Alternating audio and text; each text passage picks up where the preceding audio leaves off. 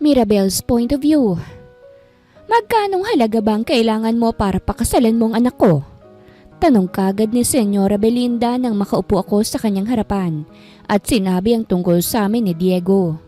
Nanlaki ang mga mata ko dahil sa gulat. Po? Pakakasalan po ang anak ninyo? As in, anak niyo pong si Diego? Tukoy ko sa bunso nitong anak na wala pang asawa.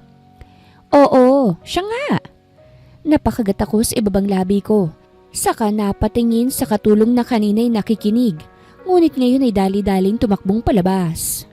Naku, mukhang ipapakalat ng balita. Naguluhan tuloy ako. Akala ko ba kapag umamin ako rito sa asyenda na may relasyon kami ni Diego kahit wala, ay babayaran ako ni Senyora para layuan ko ang anak niya. Pero bakit ngayon gusto pang pakasalan ko pa?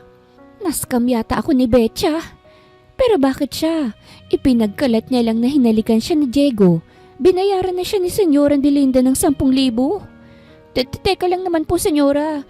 Nagkakamali po yata kayo. Ang sabi ko po may relasyon kami ni Diego. Oo nga. Kaya nga pakasalan mo siya kapalit ng halagang kailangan mo. Diretsyong sambit nito. Napaawang ang labi ko. Seryoso po kayo? Pero bakit po? Ang iba binibigyan niyo ng pera kapag nalaman yung may relasyon sila ni Diego. Bakit ako po gusto niyong pakasalan ko siya? Natawa ang ginang. That's my clue. Lahat ng nagpupunta rito hindi tamang babae para sa anak ko. Yun ang way ko para mahanap ang babaeng para sa kanya. And it happened to you. Lalo akong naguluhan. Paano niyo po nasabing ako ang para sa anak ninyo? May inilabas na papel si Senyora. Look at this! At nakita kong may nakasulat sa papel. Ang sabi ng manghuhula ay kusang darating ang babaeng para kay Diego. May dala siyang bayong, nakasuot ng bestidang dilaw, morena at may katamtamang taas. Matangos ang ilong at malamlamang mga mata. Ikaw na ikaw to! Kaya ngayon din, sabihin mo kung magkanong halagang kailangan mo ngayon at ora mismo. Ipakakasal kita sa anak ko. Napaawang ang labi ko sa gulat at walang lumalabas na salita mula sa labi ko. Dahil lang sa hulay ako na agad ang para sa anak niya. Napatingin tuloy ako sa dala kong bayong. May dala akong bayong dahil kagagaling ko lang magtinda ng gulay. Naalala ko tuloy ang sinabi ni Betcha. Kailangan mo ng pera para sa kolehiyo mo, hindi ba? O edi magpunta ka sa mga Santimayor. Sabihin mo lang, may relasyon kayo ni Senyorito Diego. At tiyak babayaran ka kagad ni Senyora ng halagang kailangan mo. Pero ano na ba itong pinasok ko ngayon? Sa halip na pagkaperahan ko sa mabilis na paraan, mukhang napasubo ako sa hindi malinaw na sitwasyon. Pahamak ka talagang betcha ka. At isa pa, si Diego, sobrang gwapo nun. Pero ubo din ang sungit at antipatiko. Sa lahat ng magkakapatid na Santimayor, siyang pinakaayaw ko. Tapos ngayon pakakasalan ko? No way! Senyora, pasensya na po Nagsinungaling po ako Wala po talaga kaming relasyon ni Diego.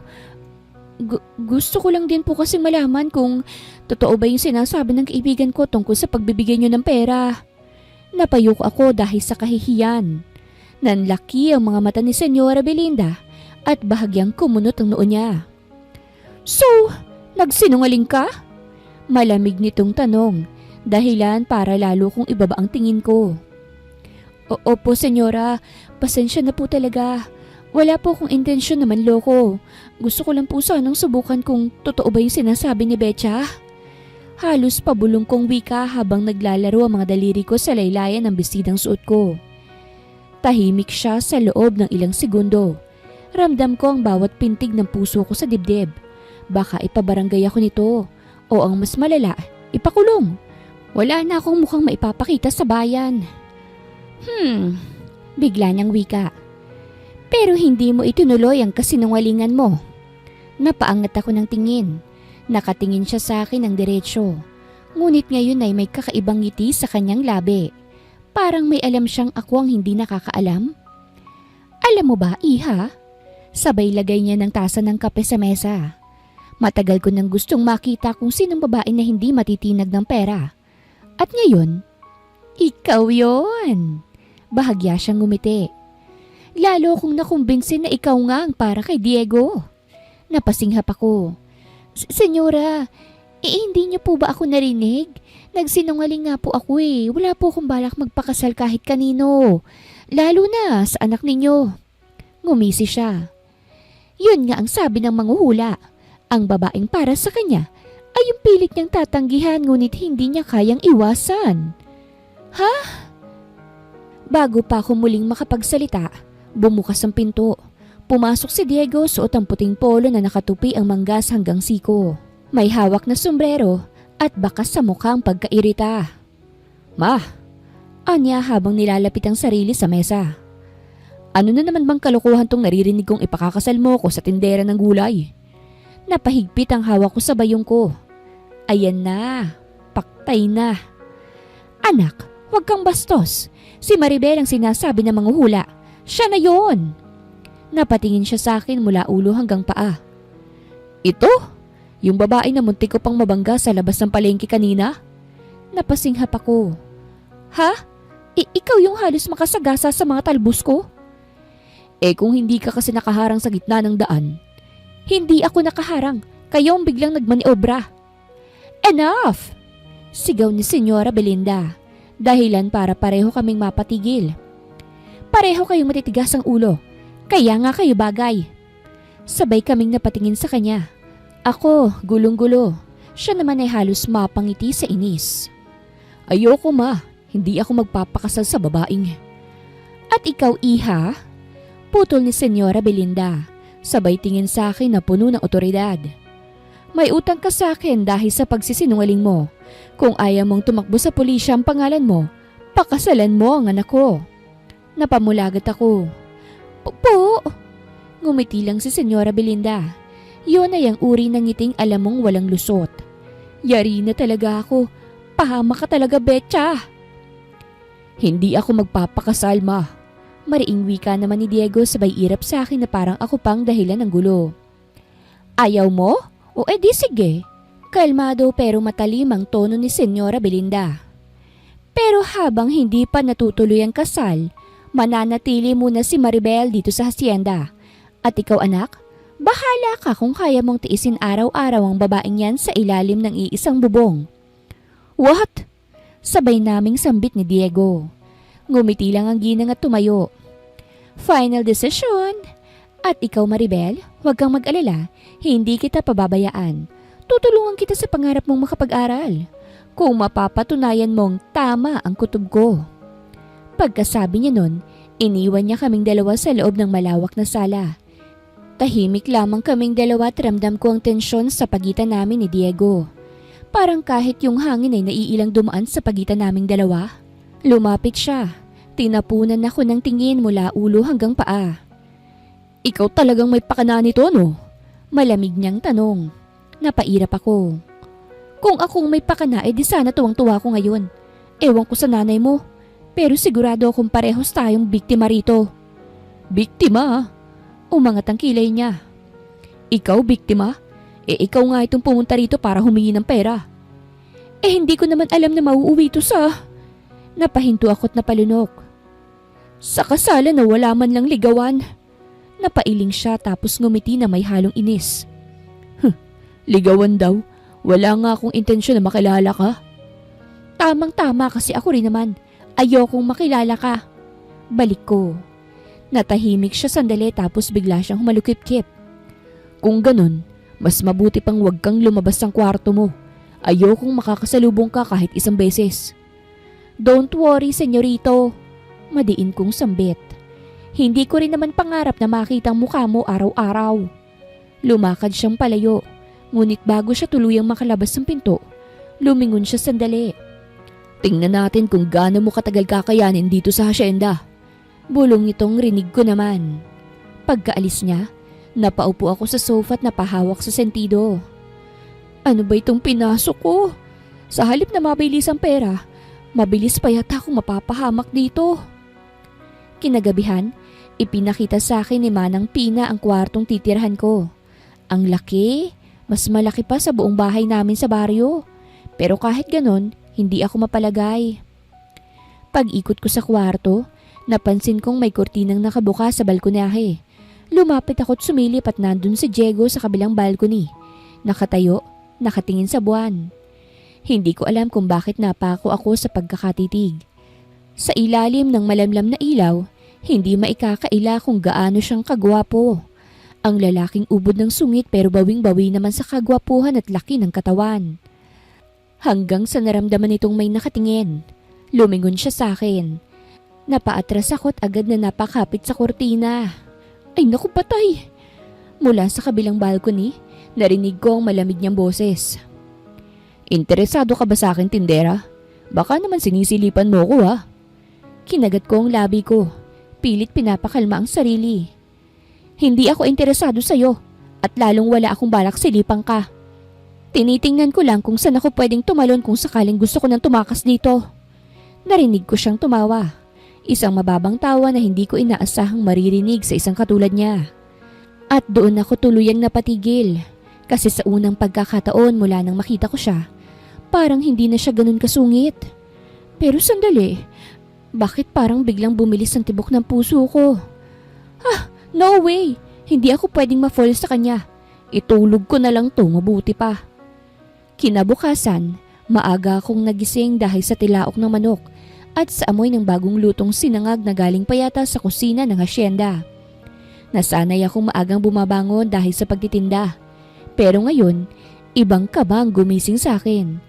Siguro ay dahil may kasama akong halimaw sa sungit sa iisang bubong. Nag-ayos ako. Nagsuot ng simpleng bestidang asul na ipinadala ni Nanay Devi, ang nanay ni Betcha, at maingat na bumaba ng hagdan. Hindi ko pa man naaabot ang kusina. Narinig ko na ang malalim na boses ni Diego. Ano tong ginawa niyo, Manang? Bakit puro mantika tong itlog? Napangiwi ako. Ayan na naman ang masungit, Diyos mio. Pagdating ko sa dining area, halos matigilan ako. Ang haba ng mesa. May mga pinggan, prutas, tinapay at isang basong kape sa harapan ni Diego na tila hindi niya pinapansin. Napatingin siya sa akin. Bakit ka nandito? Tanong niya. Para bang wala akong karapatang huminga sa lugar na yon. Sabi ni Senyora dito raw ako kakain. Sagot ko habang pilit na ngumiti. Hindi mo kailangang sumabay sa akin. Hindi rin sinabi ni Senyora na hiwalay dapat tayong kumain. Umupo ako sa dulong parte ng mesa pero ramdam kong nakamasid pa rin siya sa akin. Tahimik kaming kumain o mas tamang sabihin na sinusubukan kong kumain habang panay ang buntong hininga niya. Hindi mo kailangang magpanggap.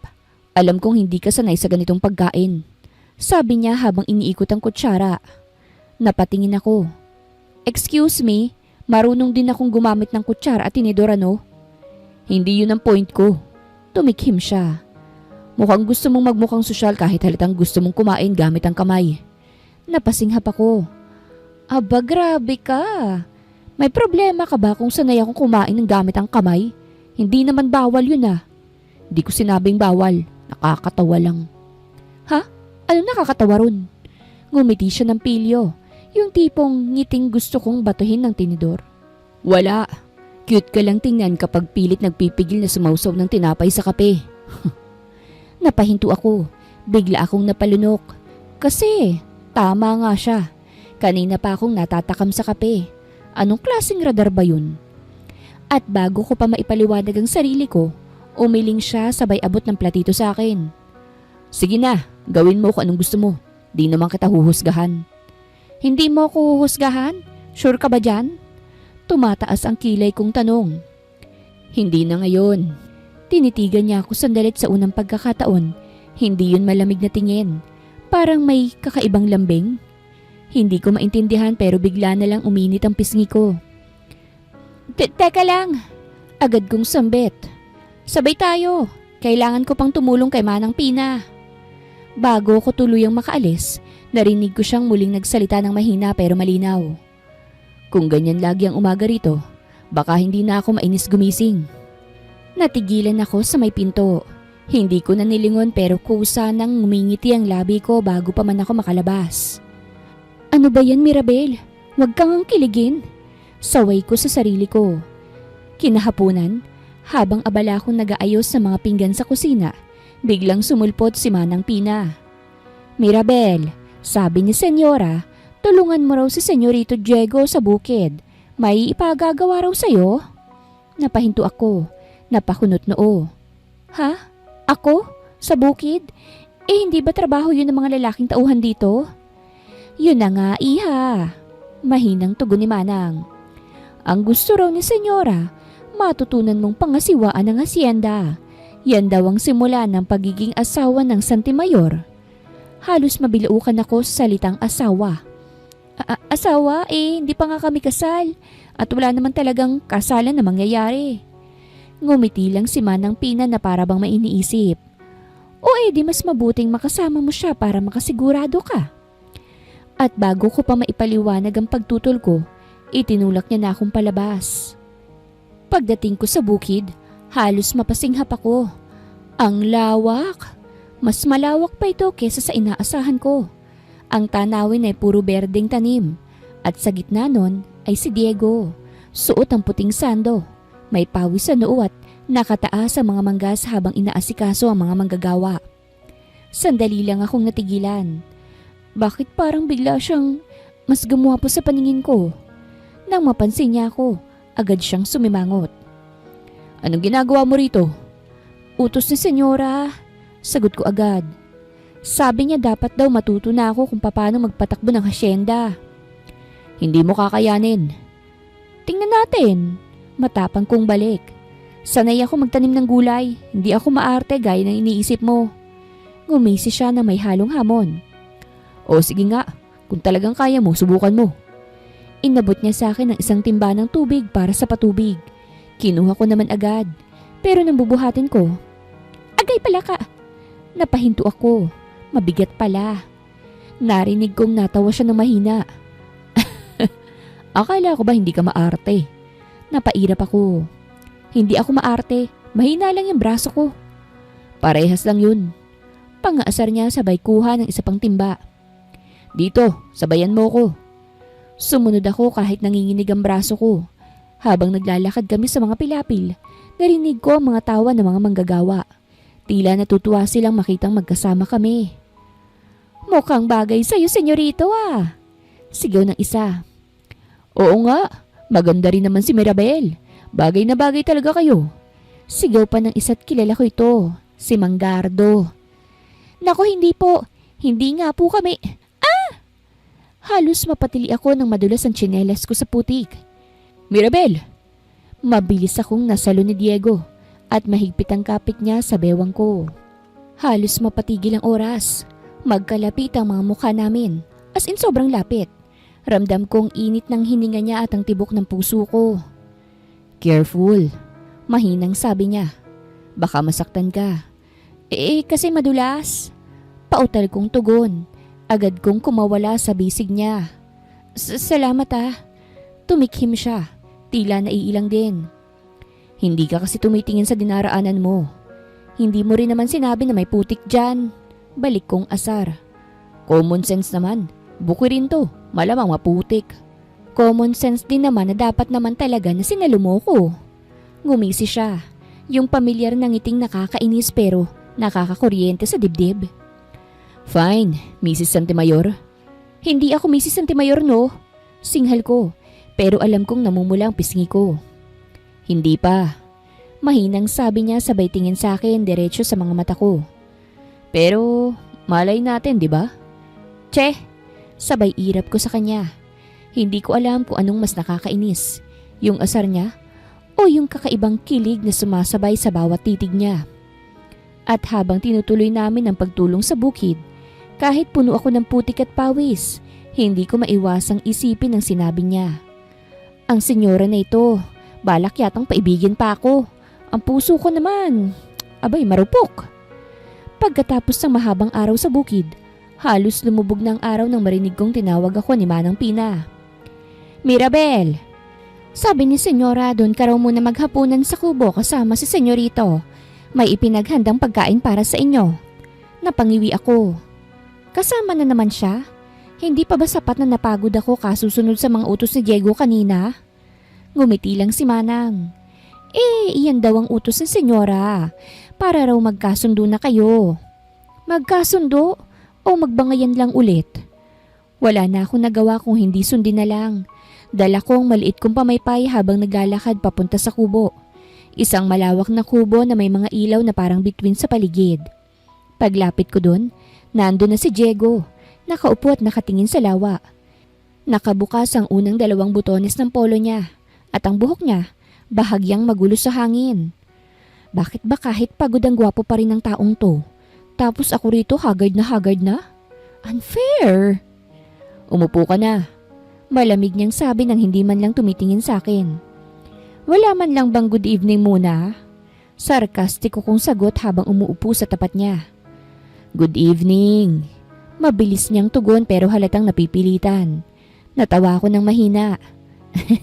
Oo yan, mas maganda. Kita mo, marunong ka rin pala ng basic manners. Umangat ang isang kilay niya. At ikaw, marunong palang mang-asar kahit pagod na. Natural. Sagot ko sabay kuha ng kutsara. Baka makatulog ako kung seryoso tayo buong gabi. Nagsimula na kaming kumain at tahimik lang kami. Hangin lang at huni ng mga kuliglig ang maririnig. Sa gitna ng katahimikan, hindi ko maiwasang sumulyap sa kanya. Tahimik si Diego ngayon. Malayo sa palaging mainit ang ulo. Tila may bumabagabag sa kanya habang pinagmamasdan ng tubig sa lawa. May iniisip ka? Tanong ko nang hindi ko na matiis ang katahimikan. Wala. Hindi naman mukhang wala. Lumingon siya sa akin ng seryoso. Bakit? Concerned ka na ba? Napasinghap ako pero ngumiti. Siyempre hindi. Curious lang. Bahagya siyang ngumiti. Curious, ha? Delikado yan. Baka masanay ka. Ha? Anong ibig mong sabihin? Baka masanay kang makasama ako. Namilog ang mata ko. Wow! Ang kapal din ng mukha mo, ha? Tumawa siya't napahinto ako. Ang tawa niya, hindi pilit, hindi mapagmataas, tunog totoo. At sa hindi ko maipaliwanag na dahilan, gusto ko yung marinig ulit. Hindi ko sinasadya. Sabi niya ng mahina. Matagal na rin kasi mula nang may sumalungat sa akin. Nakahanap ka ngayon ng katapat mo, no? Tila mayabang ko pang sambit. Oo, at ikaw lang yun. Natigilan ako. Akala ko nagbibiro siya pero seryoso ang tingin niya at diretsyo sa mga mata ko. Ang mga ilaw sa kubo'y kumikislap at ang hangin ay tila nagbago ng ritmo. Bakit mo naman nasabi yun? Halos pabulong kong tanong. Kanina sa bukid, ikaw lang ang babae na sinigawan ko. Pero imbis na matakot ka, sinigawan mo rin akong pabalik. Wala pang gumagawa nun sa buong buhay ko. Hindi ko alam kung matatawa ba ako o kikiligin. Ibig mong sabihin, matigas ang ulo ko. Matapang. Mahinang tugon niya. Kalahi mo yata si Tarzan eh. Sabay tawa niya. Hinampas ko siya sa braso. So tingin mo, Amazona ako. Hindi nga ba? Amazonang maganda. Napatitig ako sa mga mata niya at ganun din siya. Sa unang pagkakataon, pakiramdam ko ay lumambot ang pusong Amazona ko. Siguro nga Amazona ako, pero bakit ngayon naging marupok na naman ang puso ko? Hanggang sa biglang humangin ng malakas, tumilapon ang panyo ko sa gilid ng mesa. Pareho kaming napahabol sabay abot ng kamay. At doon, muling nagdikit ang palad namin. Mirabel, mahinang sambit niya. Baka nga hindi aksidenteng andito ka. Hindi ko alam ang isasagot ko. Ang tanging nagawa ko lang ay ngumiti ng bahagya habang bumibilis ang tibok ng puso ko. Sabay takbo patungo sa hasyenda. Tama nga ba ang hula? O sadyang marupok lang ako? Ilang araw ang lumipas at halos hindi ako makatingin kay Diego ng diretsyo. Hindi ko alam kung dahil ba sa sinabi niya ng gabi na yon o dahil sa mga titig niyang parang kaya niyang basahin ang iniisip ko. Paglabas ko ng kwarto, sinalubong ako ni Manang Pina na nakangiti ng malapad. Aba Mirabel, blooming ka ata ngayon ah. Ha? Wala ho to. Mabilis kong tanggi habang pinapaypay ang mukha. Baka hiyang lang po sa tubig dito sa hasyenda. Tss, hiyang sa tubig o nahihiyang ka na kay Senyorito Diego?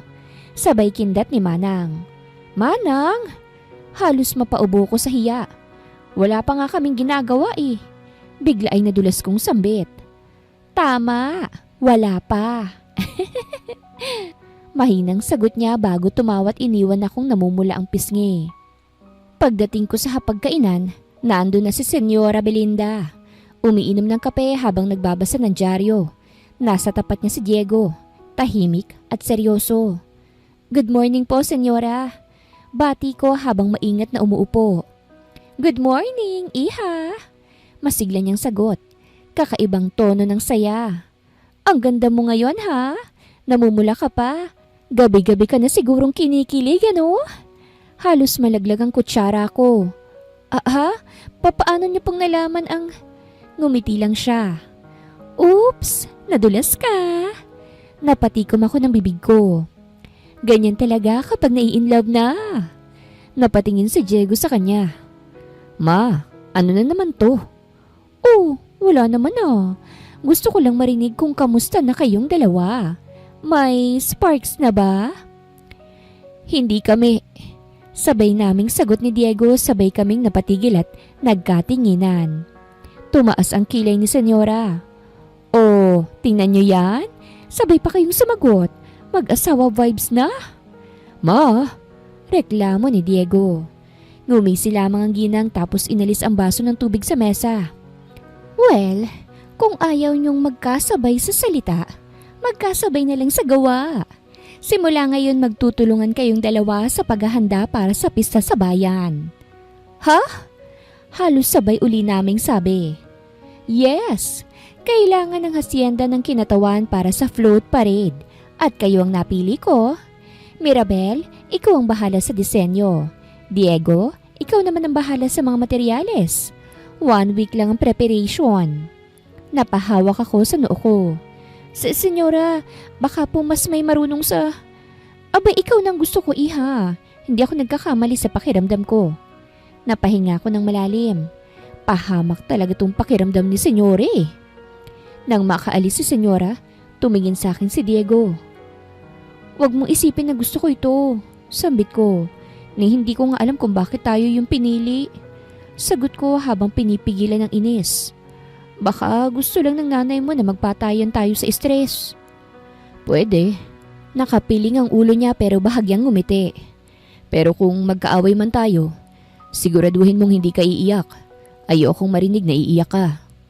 Bakit? Naiinis ka ba kapag umiiyak ang babae? Hindi. Natataranta ako. Pag-amin niya saka tumingin sa gilid. Natigilan ako. Si Diego? Natataranta? Hindi ko napigilang mapangiti. O sige, noted. Pero dapat ikaw din ah. Huwag magmukhang boss sa float design ko. Hindi mo pwedeng kontrolin ng lahat. Ha?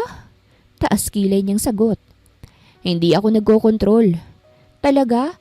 Parang nung nakaraang araw lang, ayaw mo ng kulay ng kortinang napili ko. Sabay tingin ko sa kortinang nilagay namin noong nakaraan. Kasi mali yung pinili mong kulay. Hindi yun mali. Unique lang. Unique o panglamay? Puting-puti tapos sinamahan mo pa ng gold. Napasinghap ako. Ay, grabe ka ah. Ngunit sa halip na mag-away talaga kami, napansin kong nakangiti siya kaya't napangiti na rin ako. At doon ko lang napagtanto, parang nasasanay na ako sa mga asara namin. Parang kahit mainit ang ulo niya, gusto ko pa rin siyang makausap. Ano ba to, Maribel? Nahuhulog ka na yata eh. Sabay kaming nagtungo ni Diego sa plaza para sa pag-aayos ng float. Mainit ang araw pero mas mainit yata ang ulo ko. At halos 3 oras na kaming nag-aayos ng mga bulaklak sa float para sa pista. At parang mas madali pa sigurong tumakbo ng marathon kaysa makatrabaho si Diego. Mirabel, masyadong makapal yung dahon dito. Sabi niya habang nakatayo sa tabi ko, nakapamewang. Kasi gusto ko leafy look para natural. Sagot ko habang pinipindot ang glugan. Natural? Parang gubat na tong ginagawa mo. Anong gusto mo, parang sementeryo? Napahinto siya at tiningnan ako saka tumawa ng malakas. Alam mo? Sabi niya habang nakangiti. Ang kulit mo talaga. Compliment ba yon o insulto? Depende. Sabi niya sabay abot ng bulaklak sa akin.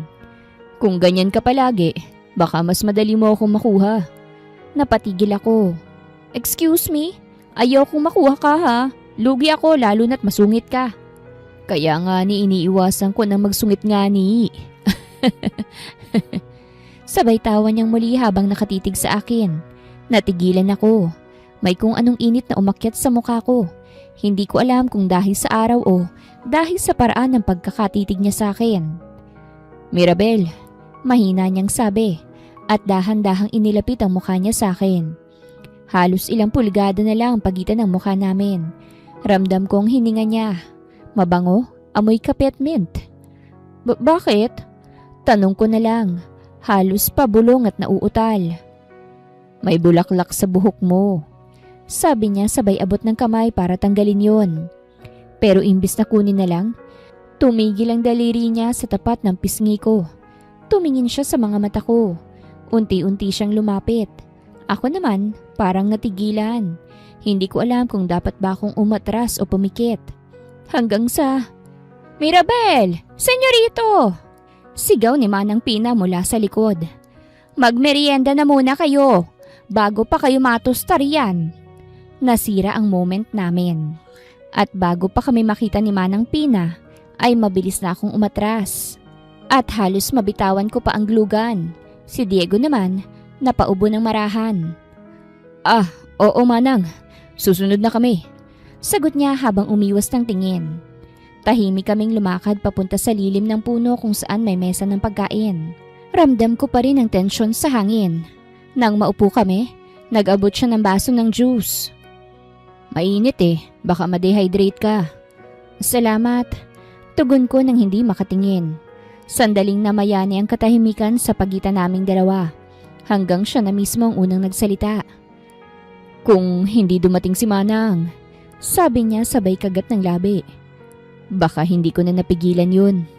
Napalingon ako sa kanya at bumilis na naman ang tibok ng puso ko. Hindi mo napigilan ng alin? Ngumiti siya. Yung tipong nakakainis pero nakakakilig. Ang halikan ka. Parang wala lang nitong sambit. Ha? Halos mabulunan ako sa juice. Ano ka ba? Ngumisi siya lalo. Relax, Mirabel. Hindi ko naman sinabing mangyayari talaga Pero kung sakali, tumigil siya sandali at tinitigan ako. Hindi mo rin naman ako tinulak, hindi ba? Namula ko ng todo. Kasi natigilan lang ako. Ganun ba? Sabi niya nang may halong biro. O sige, next time. Pag natigilan ka ulit, ako na lang ang gagalaw. Diego! Sigaw ko pero tumatawa lang siya. Sa totoo lang, gusto kong mainis pero hindi ko magawa. Kasi sa bawat ngiti niya, sa bawat pangaasar, pakiramdam ko, unti-unti na talaga akong nahuhulog. Dumating naman ang araw ng pista. Maingay at masaya ang buong baryo. Lahat ay abala sa pista. May banda, may mga palamuti, at sa gitna ng kalsada, nakahanda ng mga float ng bawat barangay. Isa rin ang float ng mga Santimayor na pinaghirapan naming buuin ni Diego sa loob ng 3 araw. Habang inaayos ko ang huling bulaklak sa gilid, narinig ko ang mga tao sa paligid. Ang ganda ng float ng Santimayor Tingnan mo, parang fairy garden. Napangiti ako ng bahagya. Hindi ko man gusto si Diego noong una pero aminado akong magaling siyang magdisenyo. At sa kabila ng kasungitan niya, marunong din pala siyang makipagtulungan. Hey, Mirabel! Tawag niya mula sa kabilang side ng float. Ayusin mo yung tali, baka mabunot sa gitna ng parada. Teka lang, sagot ko. Ginagawa ko na nga Ngunit hindi pa natatapos ang sinasabi ko, bigla kong naramdaman ang malakas na pag-uga ng float. Diego! Sigaw ko, napakapit ako sa gilid.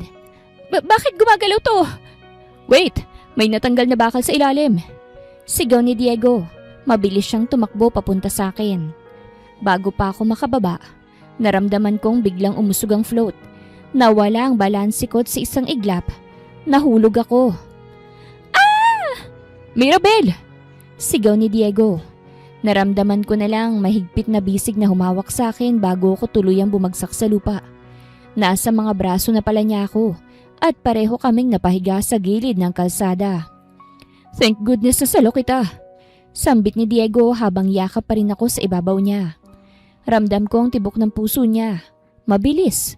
Ramdam ko rin ang init ng palad niya sa likod ko. Diego! Naiiling kong sambit sa pangalan niya dahil para bang ayaw niya pa akong pakawalan.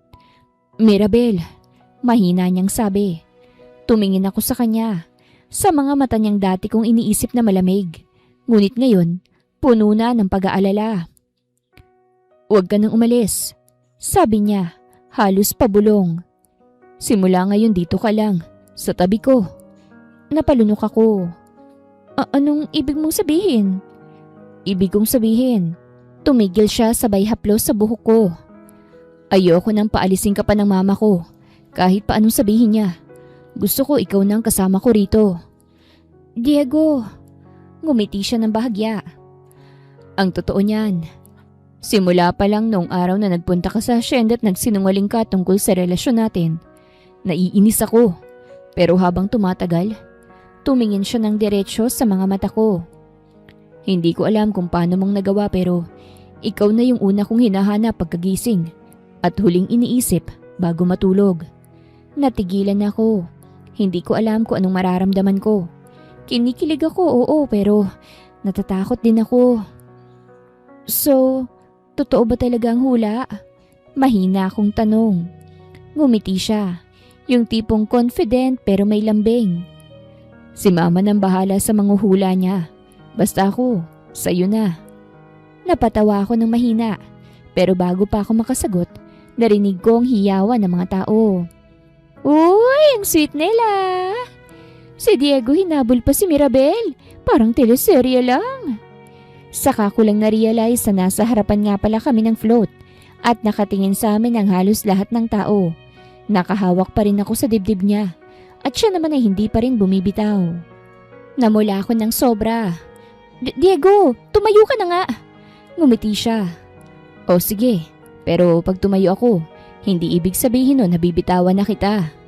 Ha? Tumingin siya sa akin. Diretsyo, may ngiti pa ring pilyo. Kasi pagkatapos ng pista na ito, manliligaw na ako sa'yo.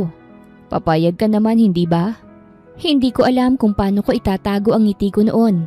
Napaisip ako kung maaari bang magkatotoo ang hula. Pagkatapos ng pista, ay araw-araw nang nasa tabi ko si Diego. Kung dati ay puro utos at sungit ang binibitawan niya, ngayon ay puro lambing at biro. Good morning, Mrs. Santemayor. Future pa lang pala. Pagbati niya. Tumigil ka nga dyan. Tugon ko pero hindi ko mapigilang mapangiti. Baka marinig ka ni Senyora Belinda at ipakasal agad tayo. O di maganda. Papayag ka naman, di ba? Sagot niya sabay kindat. Kung dati ayoko sa kanya, ngayon ay iba na. Minsan nga habang nagdidilig ako ng mga halaman sa likod ng hacienda, bigla ko siyang naiisip. Hindi ko alam kung nabubuang na ba ako o ganito talaga ang epekto ng pag-ibig. Kasalukuyan naman akong naguhugas ng plato nang marinig ko ang malakas na tinig ni Senyora Belinda sa may sala. Anak! Hindi mo man lang sinabi sa akin na darating si Cassandra. Cassandra? Magandang araw mga viewers! Ang kwentong ito ay hatid ng Love Series TV. Salamat sa pakikinig! Napahinto ako't lumabas ako ng bahagya para sumilip at doon ko nakita ang isang babaeng maputi. Maganda, maayos manamit at halatang galing ng Maynila. Nakasuot siya ng puting dress at may suot na sunglasses sa buhok. Ngumiti siya kay Senyora. Tita, it's been a while. I missed you. Ngumiti rin si Senyora Belinda. Bakas ang tuwa. At ako rin, iha. Naku, mabutit bumalik ka. Si Diego, siguradong matutuwa. Parang may kumurot sa dibdib ko nang marinig ko yon. Si Diego bang dahilan ng pagbabalik niya? At bago pa ako makapagsalita, dumating nga si Diego mula sa labas. Napatigil siya nang makita ang babae. Cassandra? Ngumiti ito. Hi Diego, surprise! Pakiramdam ko ay hindi ako makahinga ng maayos. Naglakad si Cassandra papalapit kay Diego. I'm back for good, sabi niya sabay haplos sa braso ni Diego. Parang may malamig na tubig na ibinuhos sa akin. Hindi ko na nagawang tumingin pa. Binitawan ko ang basong hawak ko sabay dali-daling pumasok sa likod bahay. Pero bago pa ako tuluyang makalayo, narinig ko ang boses ni Senyora Belinda. O Diego, ipasyal mo naman ulit si Cassandra oh. Noon pa talaga kayo bagay sa isa't isa. Talagang inuna lang ni Cassandra ang pangarap niya. Hindi ko alam kung anong mas masakit. Yung narinig ko yon o yung katotohanang wala kong karapatang magselos.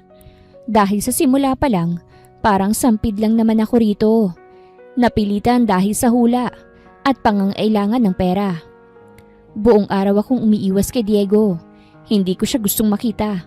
Ayokong makita kung gaano siyang kasaya kasama si Cassandra. Kasi tuwing naiisip kong magkasama silang dalawa, bumibigat ang dibdib ko. Pero kahit anong iwas ko, palaging may paraan ng tadhana para pagharapin kami. Gabi na noon, maulan. Naglalakad ako sa gilid ng hasyenda bitbit ang bayong na may prutas na pinamili ko sa bayan. Kailangan kong dumaan sa likod dahil ayokong makita ng mga tao sa loob. Habang nagmamadali ako makapasok, bigla kong narinig ang pamilyar na boses. Mirabel! Napahinto ako't nakita ko si Diego. Nakatayo siya sa ulan. Basa na ang buhok at kahit sa dilim, halatang hinahabol niya ako. Anong ginagawa mo rito? Basa ka na oh! Sigaw ko pero hindi ko siya tinulungan kahit gusto ko. Binalak kong tumalikod kagad pero lumapit siya. Hindi mo ba talaga ako kakausapin? Tanong niya nang halos sumihingal. Wala naman akong dapat sabihin, senyorito. May kasama ka na ulit, si Cassandra. Sinubukan kong maging kalmado pero nanginginig ang boses ko. Bumalik na siya, hindi ba? Baka hinahanap ka na niya. Mirabel, hindi ganun yun. Hindi ganun? Putol ko. Ano Diego? Kasi sa nakikita ko kanina, parang ganun na nga. Masaya ako, magkasama kayo sa harap ni senyora. At ako yung mukhang katawa-tawang naniniwala sa mga salita mo. Mirabel, mahinahon niyang sabi. Totoo ang lahat ng sinabi ko sa'yo. Kaya pakinggan mo muna ako. Please lang. Tigilan mo na ako, Diego. Bukas na bukas ay kakausapin ko si senyora para makaalis na ako rito. Huminga siya ng malalim. Bumalik si Cassandra, oo. Pero hindi ko naman hiniling na bumalik siya. At isa pa, hindi ko na rin siya mahal. Napatigil ako. Hindi mo na siya mahal? Hindi. Sabi niya sabay lapit sa akin. Dahil kung mahal ko siya, bakit ikaw ang hinahanap ko buong araw? Bakit ikaw yung gusto kong makita kahit alam kong umiiwas ka? Diego, wag mo na akong paasahin na... Hindi kita pinapaasa. Putol niya. Nagpapakatotoo lang ako. Hinawakan niyang kamay ko ng mahigpit at mainit yun sa pakiramdam. Kahit basang-basa kami pareho. Mirabel, please. Wag mo naman akong iwasan oh. Hindi ko hahayaan na mawala ka. Pero si Cassandra, wala naman akong pakialam sa kanya. All I care about is you, Mirabel. Bumagsak ang tingin ko sa mga mata niya. Kitang-kita ko na seryoso siya at walang halong pang-aasar. Diego, mahina akong sambit. Sinasabi mo bang gusto mo talaga ako? Tanong ko. No, hindi kita gusto. Mabilis niyang tugon na ikinakunot ng noo ko. Dahil mahal kita, Mirabel. At bago ko pa mapigilan ng sarili ko, lumapit siya at hinalikan ako sa gitna ng ulan. That's my first kiss. At ramdam ko lahat ng emosyon na parabang amin lang ang sandaling yon. Kinabukasan, habang abala ako sa pagtutupi ng bagong labang kortina sa laundry area, ay hindi pa rin mawala sa isip ko ang nangyari kagabi. Tiyak na matutuwa rin si senyora kapag nalaman niya ang tungkol sa amin ni Diego. Bigla namang dumating si Manang Pina na hinihingal at namumutla. Mirabel! Naku iha! Pumunta ka raw sa sala. Galit na galit si senyora Belinda. Natigilan ako. Ha? Bakit po? Hindi ko alam. Pero narinig ko may nawawala daw sa mga alahas ni Cassandra. Parang binuhusan ako ng malamig na tubig. Alahas? Ano namang kinalaman ko ron?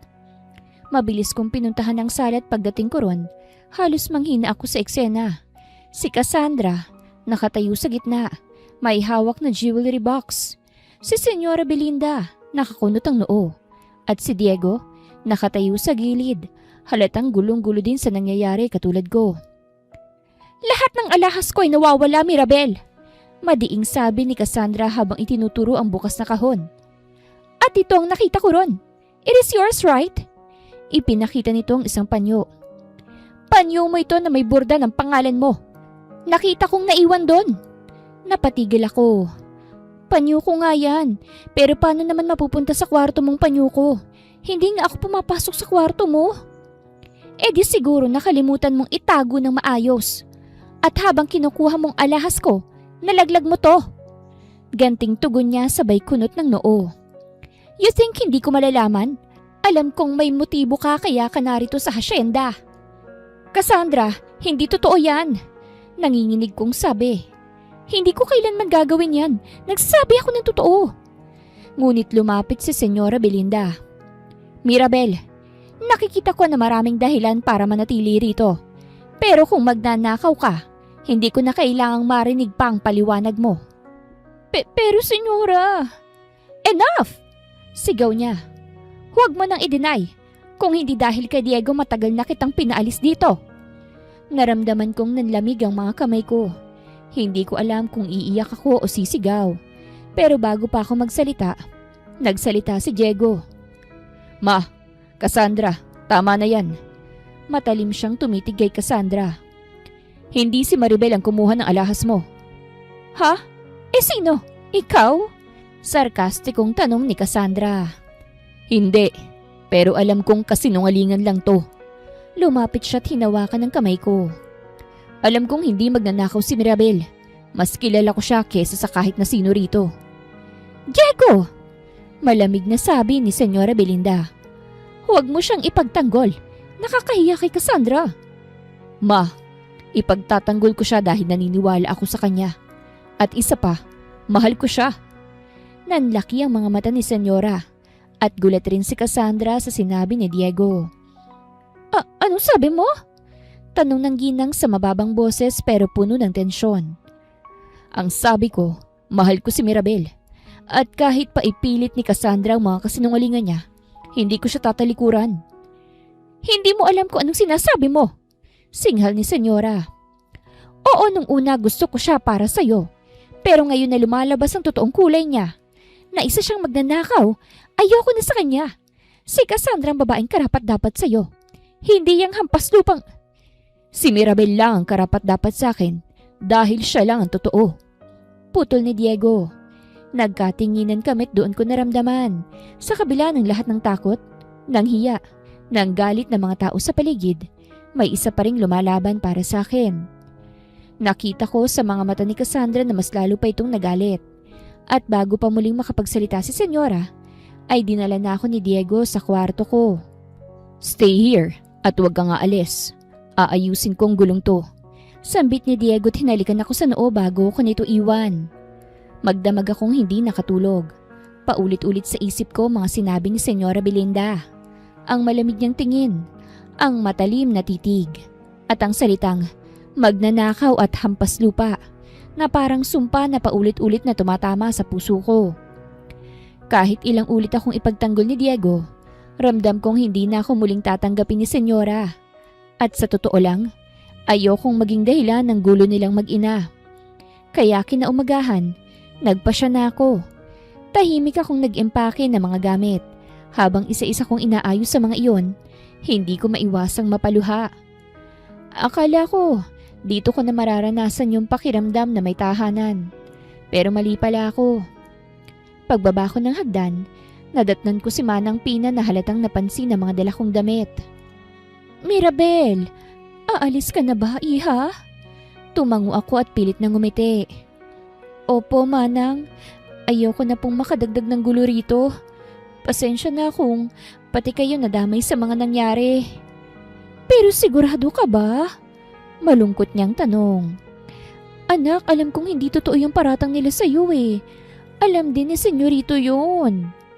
Alam ko po. Sagot ko habang pinipigilan kong manginig ang tinig.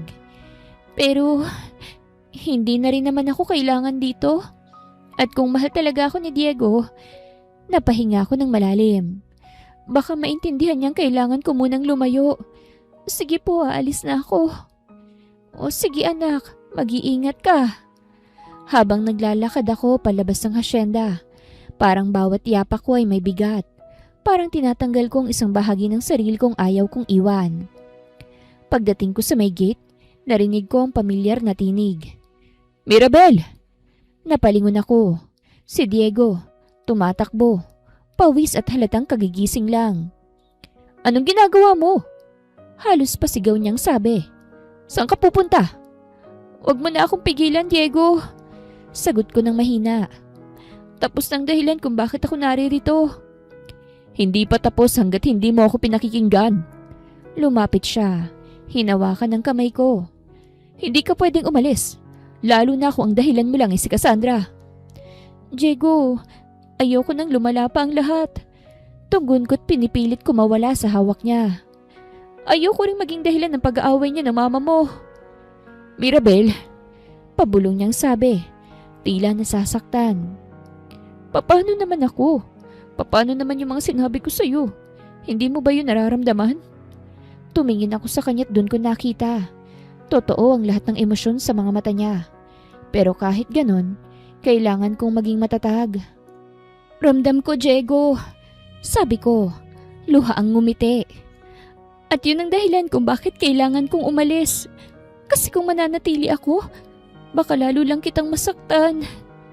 Mirabel, please. Sige na, Diego. Hayaan mo na muna ako. Binitawan kong kamay niya tuluyan ng lumakad papalayo. Kahit parang bawat hakbang ko ay parang tinatadad ng kutsilyo ang puso ko.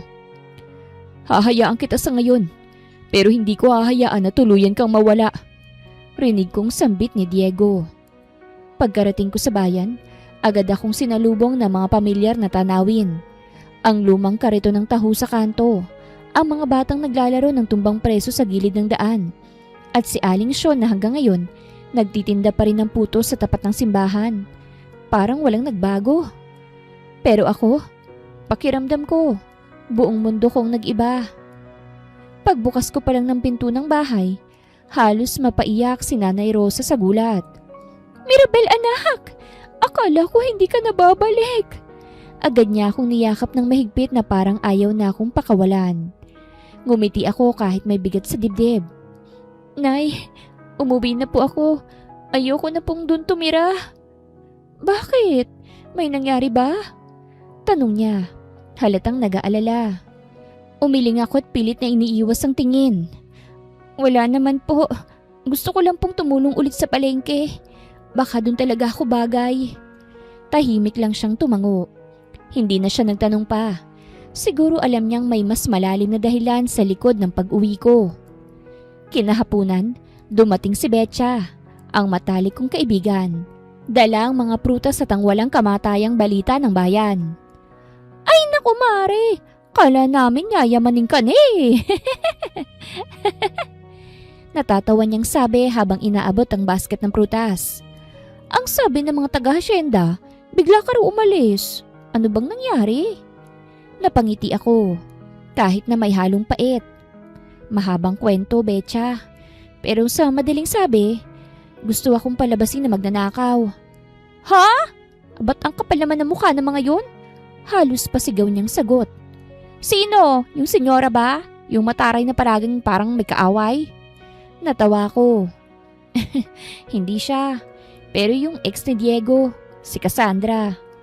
Ah, yung ex niyang piniling manirahan sa Maynila dahil kuno sa pagiging modelo. Sus, iniwan si Senyorito Diego tapos ngayon babalik-balik. Sisirain ang love life niyo. Kung nandun ako baka kinalbo ko na yun eh. Natawa ako sa sinabi ni Betcha. Ipagtatanggol mo ko? Siyempre naman. Tapos pakakainin ko siya ng dumi ng kalabaw. Sabay malakas nitong tawa. Napahagalpak din ako ng tawa. Grabe ka talaga. Alam mo masaya ako nakasama na kita ulit. Masaya din ako, bestie. Matagal kaming nagtawanan hanggang sa unti-unting nawala ang ngiti ko. Napayuko ako at mahina akong napabuntong hininga. Uy, mahinang sabi ni Betcha. Bakit parang bigla ka na lang naging malungkot? Dahan-dahan akong tumingin sa kanya. Kasi Betcha, totoo nang nararamdaman ko. Hindi ko na kayang itanggi. Ramdam ko ang panginginig ng boses ko. Mahal ko na siya. Tahimik lang siyang napatingin sa akin. Akala ko kabaliwan lang yung nararamdaman ko noon. Pero nang umalis ako, parang iniwan ko na rin yung kalahati ng sarili ko doon. Pinunasan ko ang luha ko at pilit na ngumiti. Bakit ganun, Betcha? Ang bilis naman yata. Lumapit siya at niyakap ako ng mahigpit. Kasi Mare, minsan yung mga taong hindi mo inaasahan, sila yung marunong magmahal ng totoo. Kaya kahit masakit, kahit mali sa paningin ng iba, totoo pa rin yung nararamdaman mo. Mas lalo akong napaiyak. Hindi ko alam kung makikita ko pa siya ulit eh. Pero sana kahit papano, maalala niya pa rin ako. Kinabukasan, habang nag-aayos ako ng mga panindang gulay, ay tinawag ako ni Nanay Rosa. Mirabel, may tao sa labas. Hinahanap ka. Nagtaka ako't napakunot ng noo. Bit-bit ko pa ang kutsilyong ginagamit sa paghiwa ng ampalaya nang lumabas ako ng bahay. Pero halos mahulog ang hawak ko nang makita ko kung sinong nakatayo sa may tarangkahan. Si Diego. Nakasuot siya ng simpleng puting polo at pantalon. Malayo sa normal na bihis niya sa hasyenda. Sa kamay niya, may hawak siyang bouquet ng bulaklak. Diego? Halos pabulong kong sambit. Anong ginagawa mo rito? Ngumiti siya. Yung ngiting matagal ko nang hindi nakita. Nandito ako para bisitahin ka't kamustahin. Kamusta ka na? Umiling ako. Pero agad din akong tumingin sa paligid. Kinabahan akong bigla dahil baka may makakita. Baka makarating pa kay Cassandra. Diego, umalis ka na. Baka may makakita sa'yo rito eh. Lalo na si Cassandra. Ayokong madamay si Nanay Rosa at Betcha. Lumapit siya ng marahan. Hindi ko na kaya, Mirabel. Hinahanap kita araw-araw. Pakiramdam ko may kulang sa akin simula nang mawala ka. Napayuko ako at pinipigilan ang pagtulo ng luha. Diego, wag na. Gulo lang to eh. Yung pamilya mo, si Cassandra, baka saktan pa nila si Nanay Rosa at Betcha. Hindi ko hahayaang mangyari yun. Matigas niyang sabi. Kung kailangan ko makipag-away sa buong mundo, gagawin ko. Basta't makasama lang kita. Hindi ako nakasagot. Lahat ng gustong lumabas na salita sa akin ay tila naipit sa lalamunan ko. Mirabel, mahinahon niyang bulong, sabay abot ng kamay ko. Hindi na ako makikipaglaro sa desisyon ng iba. Ikaw at ikaw lang ang pipiliin ko. Hindi dahil sa utos, hindi dahil sa hula. Kung hindi dahil ikaw ang minahal ko. Doon na tuluyang tumulo ang mga luha ko. Diego, hindi mo alam kung anong pinapasok mo. Alam ko, marahan niyang sagot, sabay abot ng mga bulaklak sa akin. At kahit gaano kagulo, ikaw pa rin ang gusto kong kaharap sa bawat umaga. Nilingon ko ang bahay. Nakita ko si Nanay sa bintana, nakasilip, tahimik na nakamasid. Sa mga mata niya, may takot, pero may halong pag-asa. Huminga ako ng malalim. Kung sakaling maging magulo to, Diego, wag mo nga hayaang madamay ang mga taong mahahalaga sa akin. Yun lang naman ang hiling ko. Tumango siya.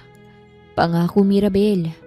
At sa unang pagkakataon, simula nang umalis ako sa hasyenda, ngumiti akong muli habang yakap si Diego. Ilang linggo pang nakalipas ay abala si Mirabel sa pagtitinda ng gulay sa palengke. Sa kabilang dulo ng palengke, isang mamahaling sasakyan ang huminto. Bumukas ang pinto at mula ron ay bumaba si Cassandra. Nagbulungan agad ang mga tao. Si Cassandra Nieves yun, hindi ba? Anong ginagawa ng anak mayaman dito? Napalingon si Mirabel at halos matigilan sa kinatatayuan. Mirabel! Sigaw ni Cassandra, dahilan para tumahimik ang buong paligid. Ang kapal din naman ng mukha mo, no? Cassandra? Halos pabulong niyang sambit.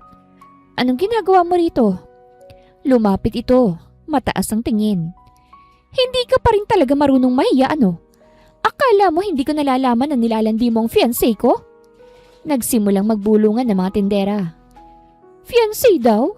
Si Diego yun, hindi ba?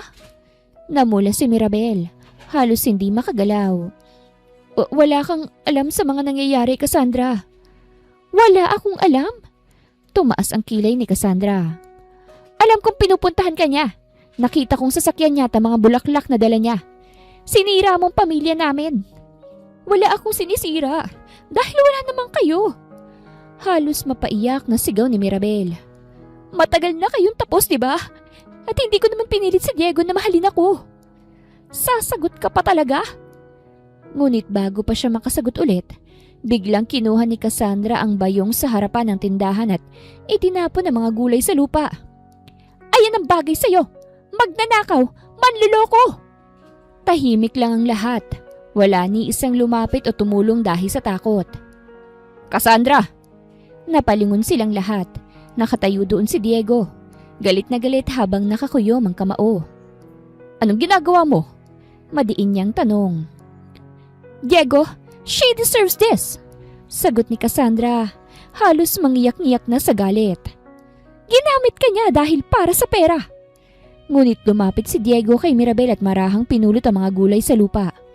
Isa-isa niya itong ibinalik sa bayong at pagkatapos, tumingin kay Cassandra. Kung sino man namang gagamit, hindi si Mirabel yun. Anong ibig mong sabihin? Nanginginig ang boses ni Cassandra. Ikaw ang manggagamit, Cassandra. Kaya ka lang naman bumalik dito dahil palaos ka na sa Maynila, hindi ba? Kaya ka bumabalik sa akin para gamitin akong muli. Para sumikat ka ulit. Kaya kung may dapat mahiya, hindi siya yun kung hindi ikaw. Natahimik ang buong palengke. Si Mirabel ay nakatingin lang kay Diego. Hindi makapaniwala sa mga naririnig. Ngumiti ito sa kanya. Marahang inabot ang kamay niya.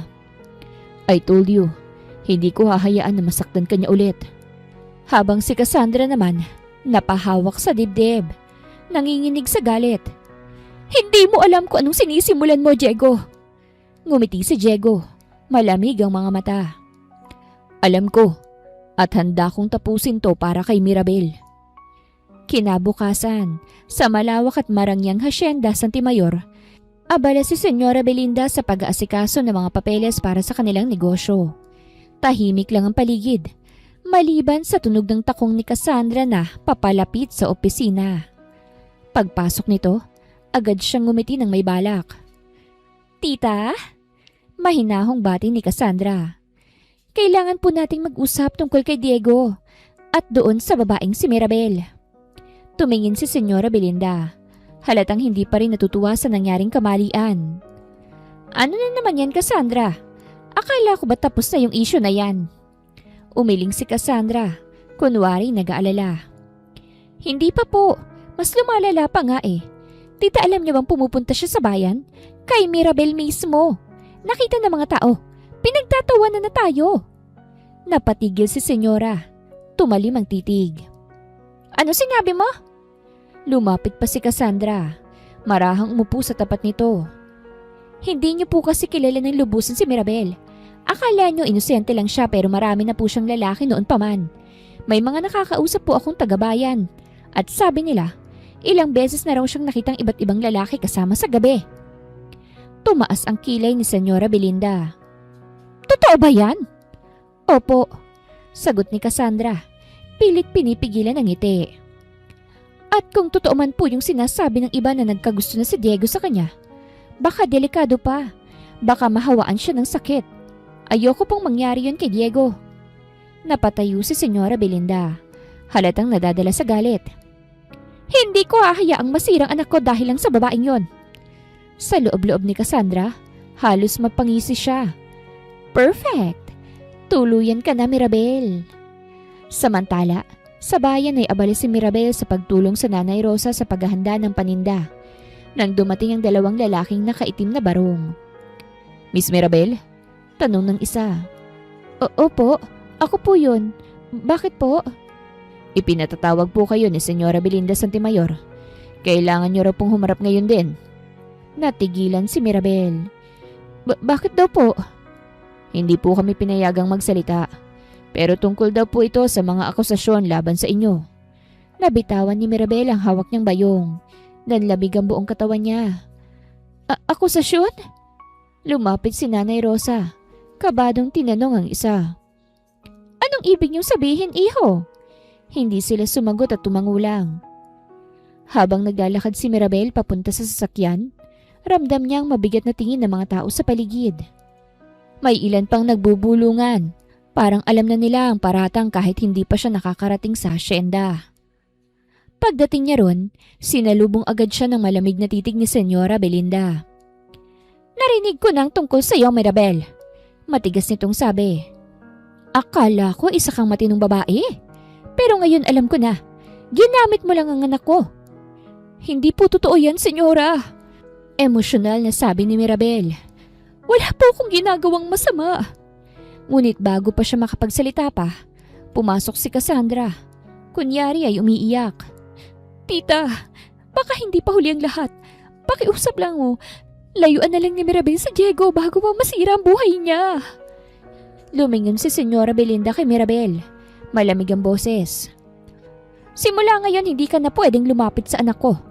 At kung maririnig ko pang may kinalaman ka ulit sa kanya, sisiguraduhin kong hindi ka na makakatungtong sa lugar na ito. Napaluhod si Mirabel. Umiiyak. Hindi po ako masamang tao, Senyora. Wala akong ginamit. Wala po akong ginawang kasalanan. Ngunit tinalikuran lang siya ni Senyora Belinda at pinakaladkad sa mga tauhan nito palabas ng hasyenda. Si Cassandra naman, nakangiti ng lihim. Isang ngiting tagumpay. Mabilis namang bumukas ang pinto ng mansyon. At doon ay dumating si Diego. Galit na galit. Halos mariin ang bawat yabag. Hindi niya pinansin ang mga katulong na nagtatakang napalingon sa kanya. Diretsyong nagtungo siya sa silid ng ina. Pagbukas niya ng pinto, bumungad si Senyora Belinda at Cassandra na magkasamang nagkakape. Parehong natigilan nang makita siya. Diego anak, saan ka galing? Ba't ganyan ang itsura mo? Tanong agad ng ina ngunit halatang kaba sa tono nito. Diretsyong tumitig si Diego sa mga mata nito. Mama, narinig ko ng lahat. Napalunok si Cassandra. Anong ibig mong sabihin? Tungkol sa ginawa mo. Malamig na sagot ni Diego. Ikaw ang nagsinungaling kay Mama. Ikaw ang nag-imbento ng mga kasinungalingan laban kay Mirabel. Nagpalingaling nga si Cassandra. Nanginginig. Diego, mali ka. Lahat ng sinabi ko totoo. Ngunit tumaas ang boses ni Diego. Tama na, Cassandra. Alam kong ikaw ang dahilan kung bakit halos mapahiya siya sa harap ng buong bayan. At ngayon gusto mo pang wasakan siya ng tuluyan? Diego! Sabat ni Senyora Belinda. Malakas ang tono. Huwag mong bastusin si Cassandra. Hindi mo alam ang lahat. Hindi ko alam. Madiin ang bawat salita ni Diego habang humaharap sa ina. Kayo naman mamang dahilan kung bakit ko nakilala si Mirabel eh. Pero bakit ngayon grabe kung maliitin niyo siya at husgahan? Tahimik ang buong silid. Sa unang pagkakataon, si Diego ay hindi na ang masunuring anak. Anak, mariing sabi ni Senyora Belinda. Ginagawa ko lang to para sa kabutihan mo. Hindi siya para sa'yo. Isa lang siyang babaeng nagmula sa wala. Isang babaeng gusto lang ng pera. Hindi, Mama. Mabilis na tugon ni Diego. Siyang babaeng nagturo sa akin kung paano maging totoo. Siya yung babaeng hindi kailanman humingi ng kahit anong kapalit. Kahit gaano ko pa siyang saktan. At kayo? Kayo ang hindi nakakakita ng kabutihan sa kanya. Dahil masyado kayong nalululong sa pangalan at pera. Napatayo si Cassandra. Pilit na nagmamakaawa. Diego, please. Huwag mong ipagpalit ang pamilya mo sa babaeng yon. Isipin mo, lahat ng to mawawala sa'yo. Ngumiti siya. Mapait pero buo. Kung yung lahat ng to ay kapalit ng taong mahal ko, handa akong mawala ang lahat. Napatigil si Senyora Belinda. Halatang natamaan ang mga salita ng anak. Kung totoo man ang pagmamahal niyo sa akin, Mama, dagdag pa ni Diego, hayaan niyo akong pumili para sa sarili ko. At bago pa sila makasagot, kinuha ni Diego ang susi ng kotse at umalis nang hindi na lumilingon pa. Habang nasa loob ng sasakyan, mahigpit niyang hinawakan ng manibela. Hindi ko hahayaang tuluyan yung sirain ng babaeng minamahal ko. Sambit ni Diego. Nagtungo siya sa tinutuluyang bahay ni Mirabel. Mas gugustuhin niyang makasama ito kesa sa yaman ng Sentimayor. Pero wala namang kasiyahan sa lugar na yon. His life was not there, kung hindi sa tabi lang ni Mirabel.